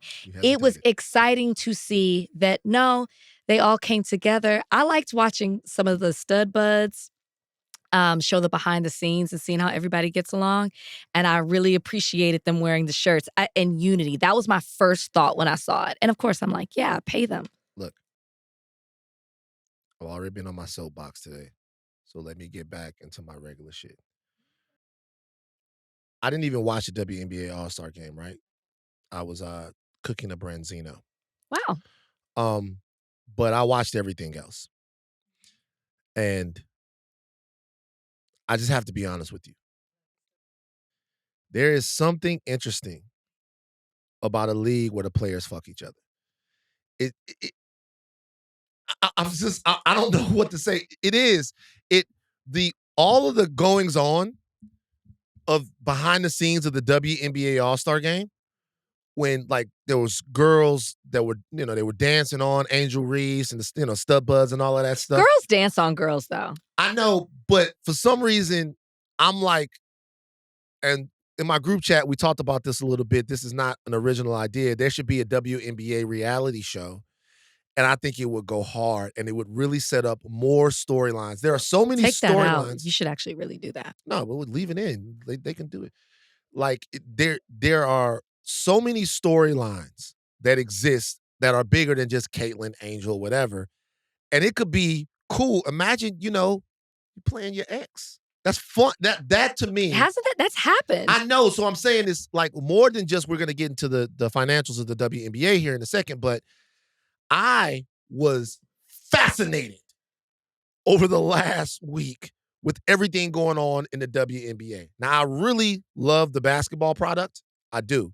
And the basketball product in the WNBA is actually pretty stellar, right?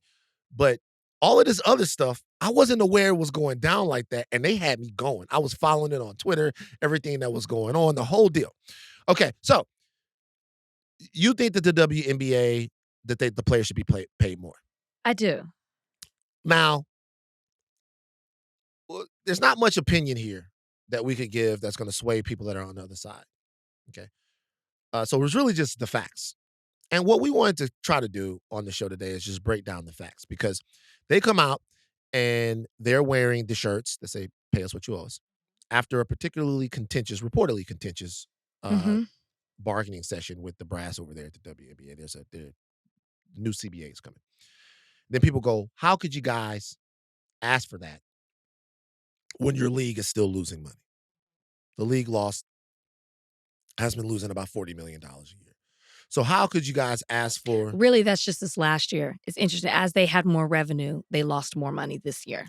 It's been about $10 million. Right. Which even that in and of itself is an interesting part of the conundrum here. An interesting part of the conundrum is that the WNBA is at a point in its life as a startup league where they kind of have to spend more money. They have to spend more money. They have to spend more money on chartered flights. They have to spend more money on upgrading things. There's so many eyes on the league that you have to spend more money. But until the revenue meets the cultural interest, the league might lose money. It's your turn to talk. Oh, I kind of do have a slight opinion. Okay. I thought you were reading off facts. That's why I stopped. No, my facts I have a slight opinion because when you talk about the WNBA being a startup league, it's interesting when you compare it to where they are right now, right? So they started in 96. So we'll say 30 years. Yeah. The NBA started in 1949. Yeah. So 30 years into the NBA, they were not a profitable league. They were actually struggling. But yet they were still making more money. Now, I know they play more games and you could do all of that, but they weren't really on TV. They weren't really, until they merged with the ABA, they weren't on TV like that. They didn't have as many markets. They weren't making the money. It was really with the rise of the superstars in the 80s, David Stern coming along and him having the foresight to make basketball a global product rather than just here in the United States, where you really saw things take off. But when you compare the attendance at games 30 years into the NBA versus 30 years into the WNBA, they're the same. The amount of money that they were making in the 70s with the NBA is on par exactly for 30 years into what the WNBA is making. So I think sometimes what gets lost, and I was thinking about this, and you really planted the seed in my head when we were talking, you were talking about it being a startup. It's like, we talk about the WNBA now versus where the NBA is now, but they got 50 years on them. So 40 something years on them. So it's like, if you go back to where they were 30 years ago versus to where the WNBA now is, just as the WNBA is starting to have this uptick, that's kind of when the NBA started to as well. And you can make the argument that the Caitlin Clark situation is the era and the boom of the superstar of the WNBA. For all I say about Caitlin Clark, there's no doubt about her effect economically. Correct. Because even you're going back and you're looking at, like, there have been superstars obviously before, but even they are on a bigger scale. And now you have Unrivaled and you have all these things that are coming about. But it's all of that combination that was happening around 30 years that we're seeing with the WNBA, and they're expanding now into other markets, which will help them with revenues and this big TV deal that's about to start in 2026 as well. There's so many things that are going to help with it, but that all goes into the why because I know we said we don't really have that much of opinion, but my opinion as to why I also think they should be paid what they owed, because NBA players were getting more. The question there is the O. In the 80s. The question there is the O. Getting paid more is one thing. The question I think a lot of people are asking themselves is, why are they owed more money? This is the deal, okay? Let's get into some of the brass tacks. The NBA owns about 60% of the WNBA and covers the losses of the league, effectively subsidizing the league. The 2023 revenue was estimated at between $180 and $200 million, with expenses around $250 and $270 million. Now, the players want more revenue sharing. Donnie, play the clip of Kelsey Plum that I sent you. We are not asking you to get paid what the men get paid. We're asking you to get paid the same percentage of revenue shared. Okay. Do you know what I'm Got saying? Got it. So that's a huge misconception. That's a huge misconception. Got it. Okay. Sure. Yeah, because every video is like, oh, this person gets paid this person gets paid that, right? So I want to be really clear about that. Like, I don't think I should get paid the same as LeBron. Right. But the percentage of revenue, like, for example, they sell my jersey in Mandalay Bay, I don't get a dime. You don't get any money from jersey sales? That's crazy. In the NBA, they have percentages of revenue shared for the players, right? So jersey sales, obviously their TV contracts. You see these every year, these contracts get bigger and bigger and bigger, right? Yeah, massive. But that's because their CBA, it negotiates where if the owners are making certain types of money, they get that as well. Got it. In the WNBA, that's not the case. Okay, so there are two thoughts there. The first thought is, if your league isn't profitable, you can't ask for more money because you can't get a percentage of the jersey sales if the league needs that money to operate. See what I'm saying? Like, the NBA players have a better negotiating perch to negotiate from, because what they are saying is, we're making so much money. The owners in the league are making money hand over fist. We're making so much money that we need a big stake of it, because nobody's coming to watch this league that's making all of this money unless we're playing. So give me a piece of my jersey, give me a huge revenue stake, give me all of that stuff. So that's one argument. The other argument is this, that if you look at the WNBA as a long-term startup, which is what it's been for 25 years, then at the point where there's this much cultural interest in the WNBA, the league needs more investment. And part of that investment is going to go into the players' pockets. The league has to invest more because the WNBA is on the precipice of really exploding. And you can't have that happen if the ladies in the league are not being paid more money than this. Right now, their CBA is that they get between, I think it's 9 and like 20% of the revenue split. That's abysmal. It's also like the language. I think the NBA is like basketball related income versus the WNBA is like just WNBA income. And so it's the league. I guess the WNBA didn't adopt what David Stern had done, where the cap is linked to, and so therefore with the increase in the revenue that the WNBA, even though that increases, the player, it hasn't gone up commensurate with that, right? And so you're looking at all of these things, and the real question is, as much everyone made it an economic thing, but it's actually really a philosophical thing, right? The philosophical thing is this: is this league worth really investing, heavily investing for the next 5 years? Every single indicator says yes. Every single indicator says yes.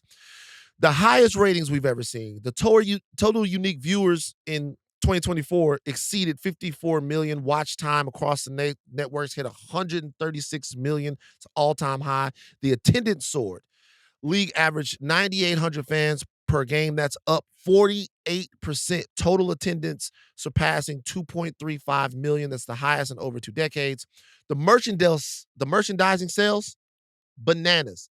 601% growth. 601% growth at the WNBA store. 233% growth at major retailers like Dick's Sporting Goods. And I think the league has really seen its biggest leap in relevance on socials. Engagement up 4 times. 2 billion video views across the WNBA platforms. And the WNBA app is up 252%. Now, Caitlin Clark, all of these people, big part of that. There's a new TV deal coming. That new TV deal is going to be worth something around, what did it say, like $1 or $2 billion or something? $2 billion for the TV deal for the WNBA. That might change the league's the league's bottom line for a little while. Oh, excuse me, I'll say that again. That might change the league's bottom line. Obviously, a new TV deal. That is, if Caitlin Clark starts making threes and stops playing like, I don't know, Andre Miller. But like, if you look at the trajectory of the league, it is very fair to say there's no way Caitlin Clark should be making $75,000. There's no way she should be making $75,000 a year. No, she shouldn't. She shouldn't. But once again, most decisions don't have this many different factors in them when money is on the line. Most people just go, you make money based upon how successful the thing that you are doing is. But there's just a lot of stuff here. There's a lot of reasons why these ladies should be being paid more. I think the timing of them wearing the shirt right before they're about to go into negotiation for the new season, that is what you want. People are so invested, and people don't understand necessarily the business, the economics of it all, but they just see a number like Caitlin Clark, who's so beloved, making $75,000, and they're upset. So with that kind of momentum behind them, and then wearing these T-shirts, and then going into this negotiation, I mean, they've been negotiating, but it's about to be up in October, at the end of October. It's a big deal where I think that they have some influence to twist the arm. I mean, when Candace Parker was with the Chicago Sky and they won the championship, they were practicing in a recreational league. And it wasn't until public pressure where people were like, get them a facility. And the owner's like, oh, now it's time. No, it's been time. And I think one of the other things is not all WNBA owners are this way, but you have to change the perception that some of these WNBA owners have of their players and these teams. They need to start looking at them as this investment that has this uptick that's not just by happenstance. It's going to continue in the same way the NBA does. They need to say, hey, I should fear that my player is going to be incentivized to not even play in this league and just play full-time overseas. What can I do to bring the product, I shouldn't say it like that, but the game here, and have the players here to pay them more so they don't have to go overseas. And so then they become a superstar here, and then they become a superstar worldwide. Like, that's how I think they need to look at it. They have to have that David Stern mentality. The WNBA also doesn't want their players to be moonlighting overseas. No, they don't. So you got to pay them more. Yeah, because overseas, they're being like, hey, why would you do that over here? Come play here full time. We'll give you so much more money. Right. And they also want it. Exclusivity. They don't want them moonlighting. They don't want them going to Unrivaled. They don't want situations like that. The commissioner of the WNBA is one Kathy Engelbert. Mm-hmm. Kathy Engelbert. She has been one who has been very directly arguing that the league can't afford to pay the players more. That the owners, particularly the owners that have some that have NBA teams, need to be able to cover their losses by having the revenue share that they have. Here's the real problem.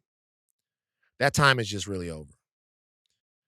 We've always known, if you're a sports fan, you've known who the players in the WNBA are. You've known. You heard names. You heard names like Rebecca Lobo.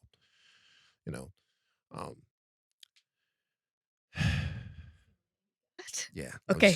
Lisa Leslie. Put the Shane Gillis clip in here from last week. Simone Augustus. Okay. Diana Taurasi. I'm just waiting till you jump in. There's all kinds of names. Oh, okay. Right? I didn't know you were waiting for me. Cheryl Swoops. It's like all kinds of names. I was just like, it's funny. Shane Gillis made a joke that was pretty funny. We've known that the was names. Funny. However, knowing the names and the names being household names is two different things. It's different. And a lot of these ladies now are becoming household names. They are famous. Like Angel Reese is like on the cover of Vogue, right? You're seeing. Oh, is she? Well, it was on her Instagram. Sometimes people fake do those. Was that real? You think she faked it? No, people do that, right? People do that where they. Angel Reese. Let me see. I hope I'm wrong. Let's see. Angel, you better not be faking it. Let's see. Angel Reese Vogue. Oh, yeah, she was on there. Okay. Okay. But they do that. People do that. Just FYI. So I'm saying that type of thing, to be on the cover of Vogue. She looks fantastic. She's great, right? That's LSU, baby. That type of thing on the cover of Vogue, you're a household name. They are going to have to find a way to change the economics where these ladies are no longer playing to promote themselves, but they're paying for salaries that make it worthy of them giving their bodies, their youth to the sport. They're going to have to find a way.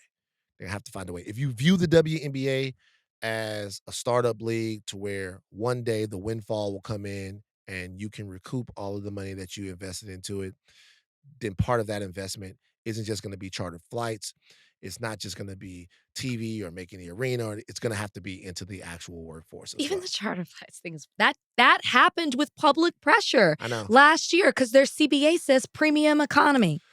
Premium economy. I mean, that's good though. Premium economy. That's good. What's the difference between that and economy? Nothing. I think the difference between premium economy is that you could get a free bag. I think you get a free bag. Do you fly economy? I have recently. I actually have. Yeah, that's dope. I went to New Orleans and yeah, I actually have. Sometimes I need that flight and there's nothing else available. All right. We also times have changed.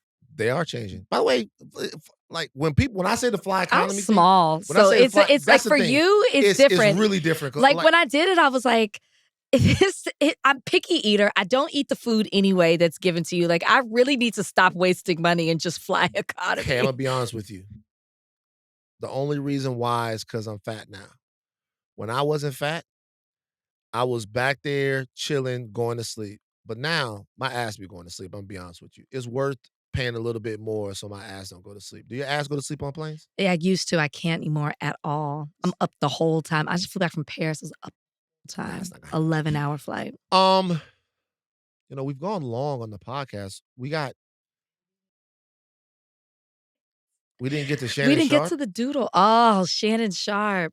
Didn't get to Shannon Sharp. We just missed each other. We had a lot going on. You know what? We're having Joy on the show Thursday. We'll ask her about Shannon Sharp.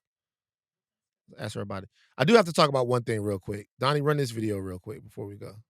I might not like what Jay-Z did, but guess what I don't do? Go out of my way to not play his songs on my show. No, I'm not spiteful. I don't try to harm people. I don't do smear campaigns behind the scenes. And don't take away from his artistry. I don't ever do that. We're clear. Jay's one of the best to do what he does. Also, what he did to Colin was absolutely wrong. Selfish. So that was Nessa. And she was talking about Nicki Minaj's claims about a smear job that Jay-Z had against Colin Kaepernick. All right. I have to say this. I think the thing here, and I've told this story before, I think the thing here is the Jay-Z part of it. Obviously, that's the biggest deal. But when Nessa's talking right there, there's a part of me that feels bad about letting her be on her own with saying that. And this is the reality. This is what happens, at least in this one instance, because I was there. I know for sure. I'm not saying it was Jay-Z. I can't say that Jay-Z did anything, right? But I know for sure, that Roc Nation was seeding negative stories about Colin Kaepernick during the time that he was really in traction with Jay-Z. For sure. I've told this story before, I'll tell it again. This is another story where I give Harvey a ton of credit, right? So I'm at my desk one time. This is after the Roc Nation NFL deal has been announced. And give Harvey more credit than just with how he played this. I'll give him credit for the fact that he goes, hey, I just got this information on the phone. I know who was on the other end of the phone. I know who Harvey's Roc Nation contact is, right? I just got this information on the phone. And all of these things about Colin Kaepernick is what I just got told, right? He comes over to me and he tells me all of these things. And it was the whole Colin Kaepernick doesn't really want to play narrative. Like Colin Kaepernick didn't go to this training or he sabotaged himself this way or whatever. Actually, it was the same thing that people had started to hear on First Take. And it was a narrative that was getting around because either it was coming from what I thought at first is that either it was coming from players that had played with him or people that knew things. I don't know, but I had heard it before, right? And Harvey comes over to me and he says all of this stuff and he's like, yeah, did you know that he actually doesn't really want to play? And I looked at Harvey and I said, look, I don't think that we here at TMZ should be getting in the middle of what's going on between Colin Kaepernick and Jay-Z. I think if we run what essentially was a hit piece on Colin Kaepernick, I don't think we have the cultural cachet to do that. Number one, to insert ourselves into the middle of that situation. And also, I think it's choosing a side in something that is literally at the core of a culture, of a Black cultural discussion right now. I don't think we should do it. And he listened. He listened. And you didn't do it. He did not do it. He listened. He goes, okay, that makes a lot of sense. He listened. I'm like, I don't think we should do that. Like, he listened, right? He went and got back on the phone.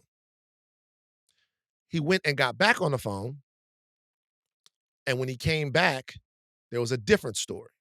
And the story that ended up making it to TMZ was that Jay-Z somehow had the inside track on becoming an NFL owner because of his relationship with the NFL.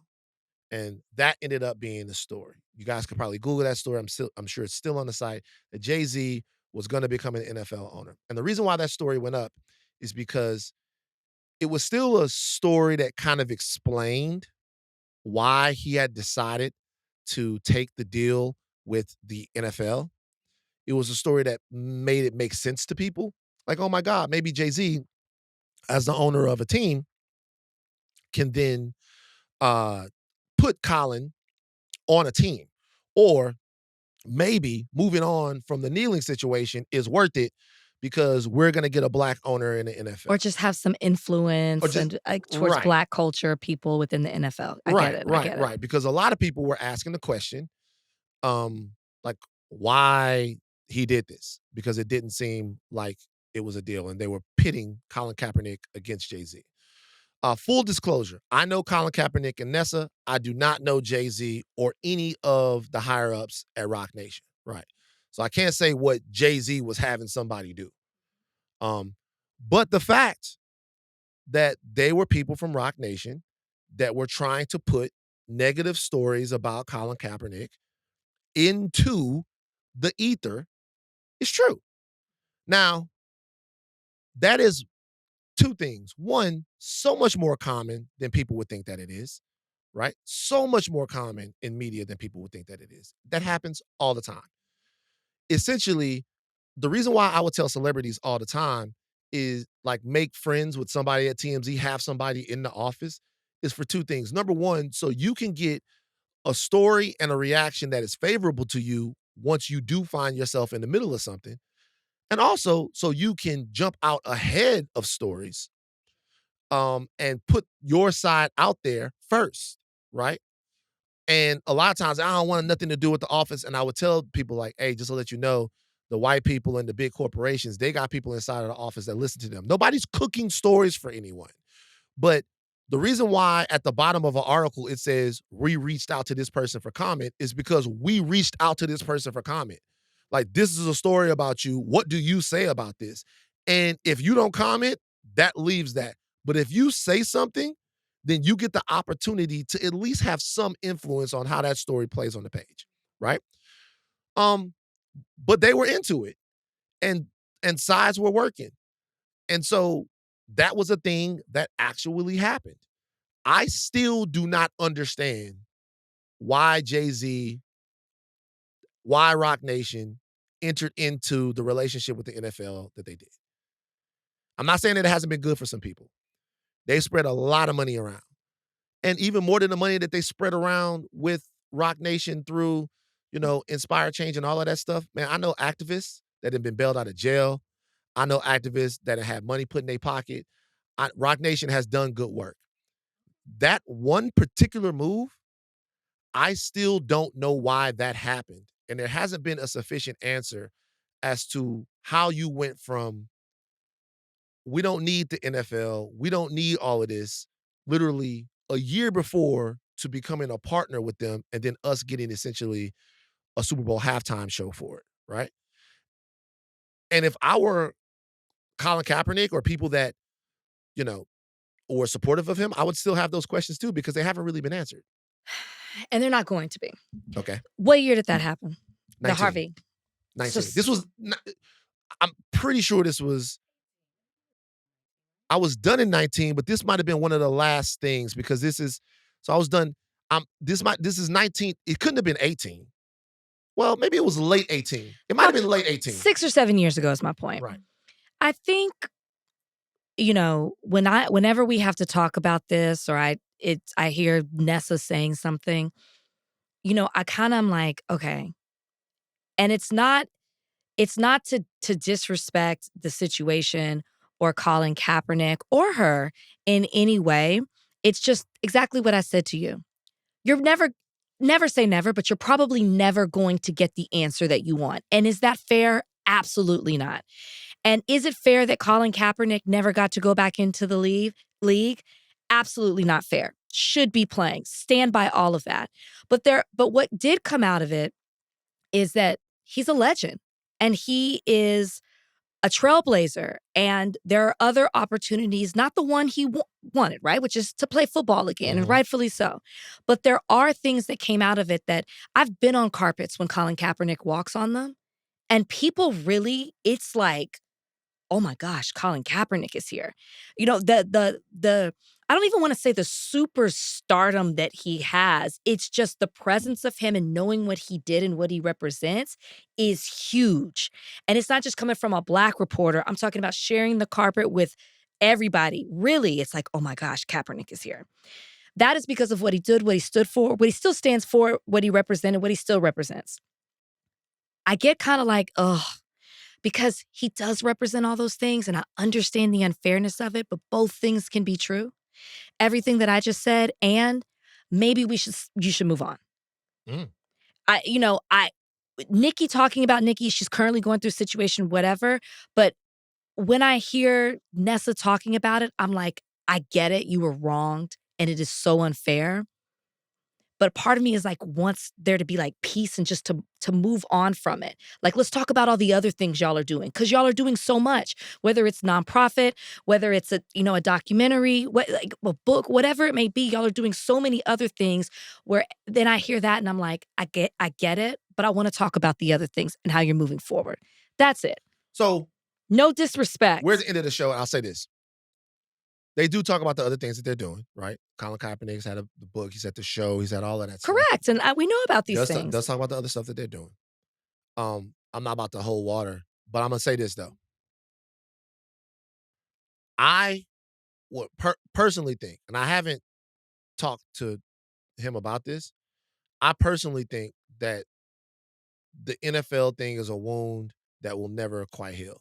I understand. And the reason why it is because of, first of all, I'm going to tell you why it is, and I'm going to tell you why I still care. The reason why it is because what we're moving towards, what we want, is a community and a culture where you don't have to sacrifice yourself for the empowerment or upliftment of your people. The Colin Kaepernick issue to me changed. It went from being an issue of protest and about police brutality, right? But then it moved from being, is it okay to make the status quo uncomfortable? Like, people say that, oh my God, on Sunday when I'm watching football, I don't want to see this. I don't want to see that on Sunday when I'm watching football. I don't want to see any of that. Well, I don't really give a fuck about what you want to see on Sunday when you're watching football. Like, we don't have clean water. So I get it that you want 3 hours where you don't have to, you want all of those guys that beat those odds to run around and catch the ball and make you feel good about all of that stuff. And you don't want to have to worry about the fact that shit is still fucked up. But I don't really care that you want that. I get it. I get it. But I don't really care that that's what you want. I don't care. The second thing is, if you care about, I've said this before on the podcast, I've really said all of this. If you care about black people, you have got to care about black person. You have to care about black person. Now, was I able to consistently stay with my NFL boycott? No, I wasn't. But just as I should be able to indict myself and say, and a lot of times and a lot of choices, I choose comfort, convenience. When the pandemic came, I'm like, I gotta watch the games, right? Like, I choose comfort and convenience over black person, over the person that's been harmed and injured because of the status quo. Just like I do a self-scout, we have to also do a cultural scout. We have to go, well, yeah, people should move on, and they should move on. But if you were doing the same thing since you were 7 years old, 8 years old, had made it to a Super Bowl, and then you lost that thing just because you looked around at the world and went, this is wrong, you might never be able to forget about it. And you might be doing white America a favor if you did. So, once again, this is different. This is not the same thing with the Trump thing in terms of Jay-Z, because it's a business decision. Does Jay-Z have to care about Colin Kaepernick? No, he does not have to care. The only thing is, he said he did. And so there still hasn't been an actual, because people think that, he's such a deified figure that people don't want, there hasn't been an actual thing of, okay, like, what changed? Like how? Like, why? Right? And he doesn't have to do that, but that doesn't mean the question goes away. Right? So I don't know. With her saying that and just being out there by herself, and people are like, oh my God, she's making shit up.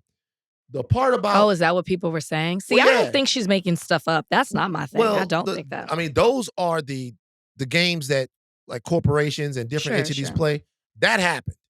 Now, I can't say that where it happened other than this. I can't say the talking points were very uniform. I can say that. But that happened. And that doesn't make Colin and Nessa perfect, because I've had conversations and arguments about the way I think. I'll give you an example. Like, I'm on TMZ and I'm like, yo, Colin Kaepernick's suit is going to rip apart the NFL, CBA, give the power back to the players. We're going to the mattresses with this. Thursday, Colin Kaepernick has settled his suit. I'm like, I wasn't told.